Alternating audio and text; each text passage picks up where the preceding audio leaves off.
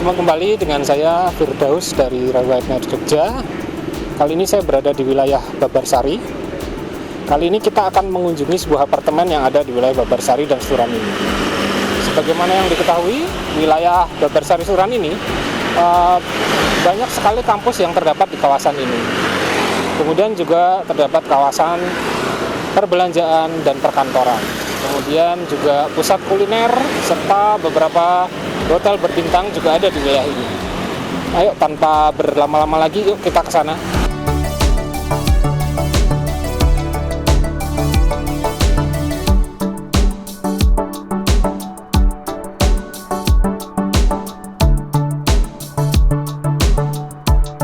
Nah, kali ini saya telah berada di jalanan di depan apartemen Student Castle. Seperti yang dilihat, jalan di sini itu sangat lebar ya, sekitar 6 meter. Jadi mobil berlalu lalang bisa bebas. Tidak berpapasan sampai sempit-sempitan, tidak aman. Oke. Terus kemudian seperti yang Anda lihat bahwa di belakang ini apartemen ini masih terletak di kawasan yang asri dan hijau karena dekat dengan persawahan.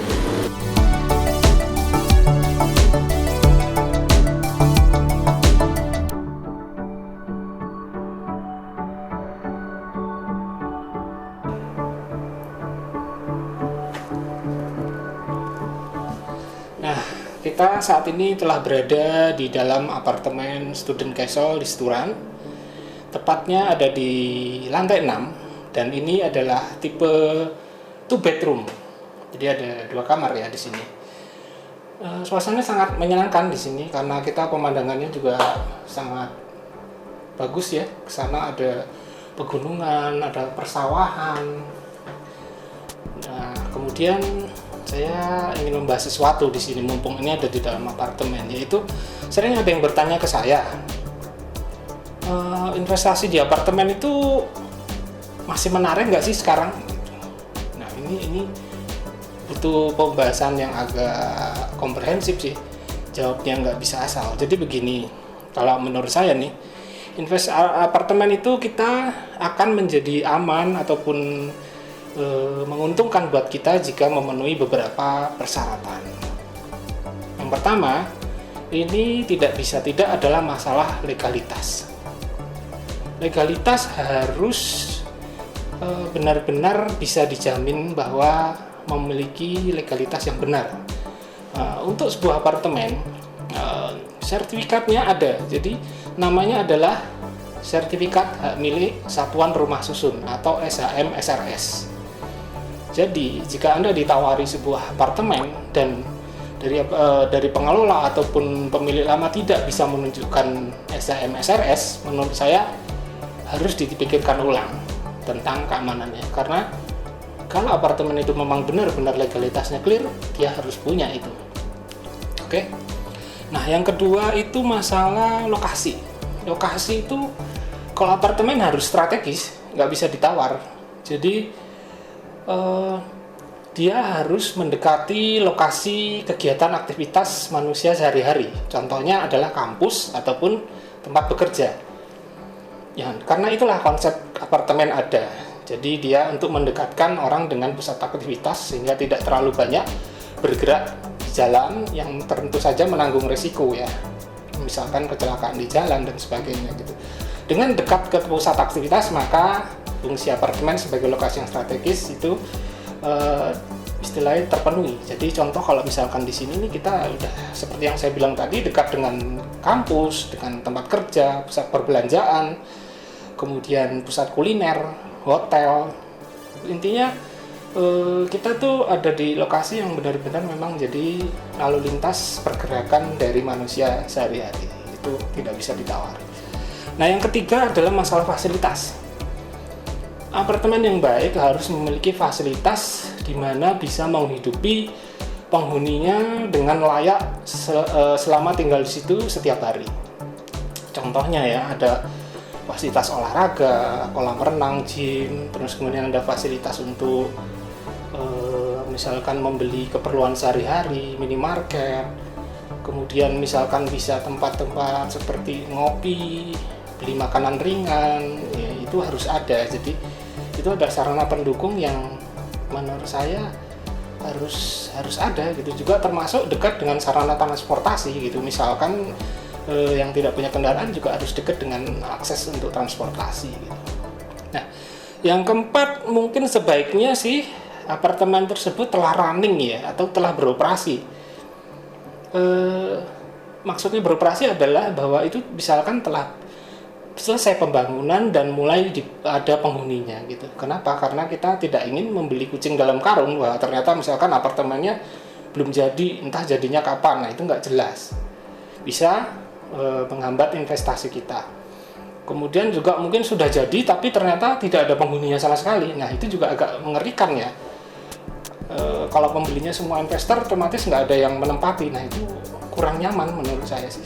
Jadi kesimpulannya itulah kalau menurut saya yang harus dipenuhi.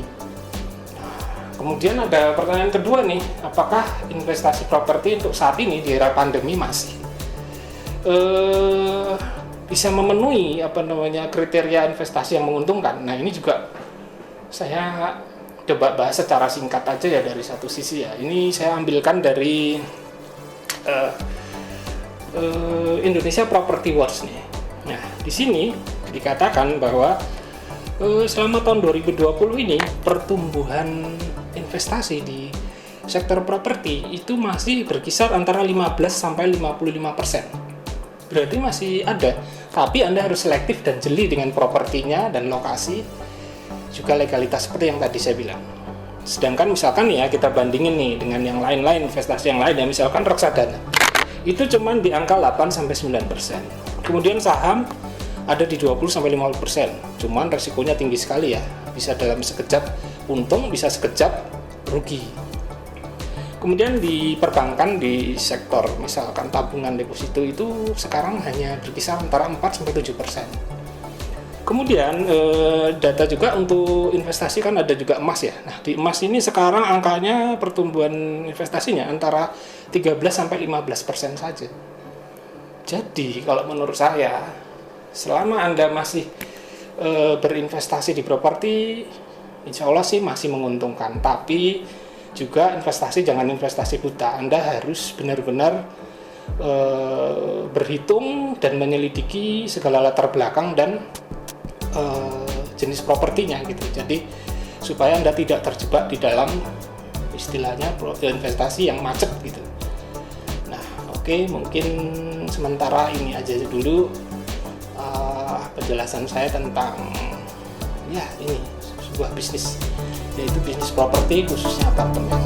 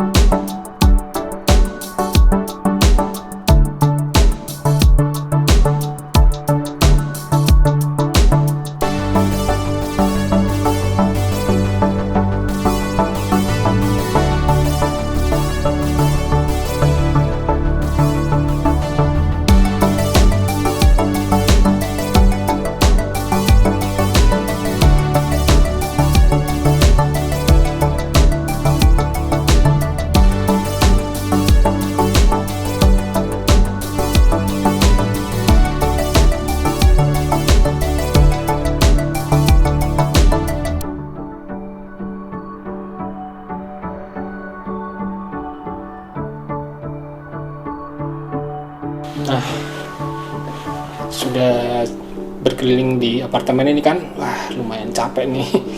Yuk sekarang kita cari makan.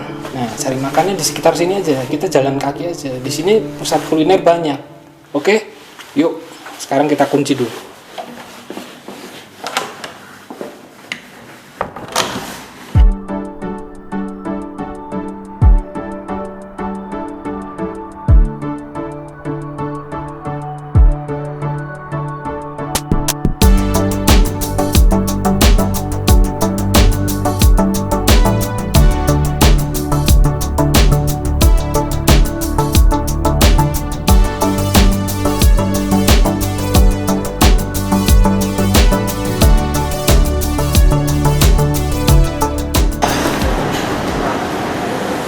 sekarang saya udah sampai di tempat kuliner yang dekat apartemen Student Castle ya. Ini warung bakso sih. Saya kebetulan udah lapar banget tadi. Oke, sementara gitu dulu ya tentang apartemen Student Castle yang kita bicarakan tadi. Semoga bermanfaat dan sampai jumpa lagi. Terima kasih.